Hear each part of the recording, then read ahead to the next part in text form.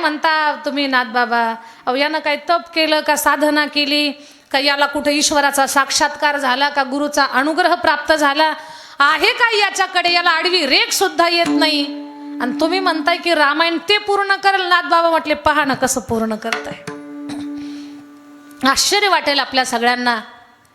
आणि त्या मठ्ठ गाऊबुवानं जेव्हा नाथांनी त्याच्या डोक्यावरती हात ठेवला, तर अक्षरशत्रू असणारा गाऊबुवा जणू नाथांची वाणी वदावी अशा वाणीनं त्यानं रामायण पूर्ण केलं.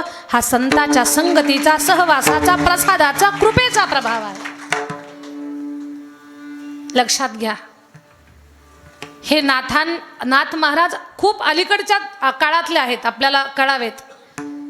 असं काही खूप जुना काळ नाही झाला नाथांचा की खूप असं काळ उलटून गेला आणि मग या सगळ्या मनगढन गोष्टी आहेत, अजिबात नाही.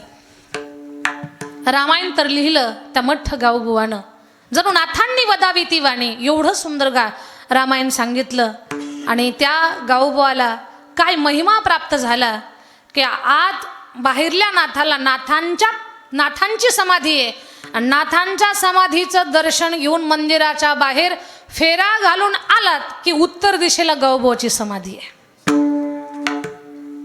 नाथांच्या जर पाया पडत असाल तर तुम्हाला गाऊबुवाचं दर्शन घेऊन यावंच लागतं.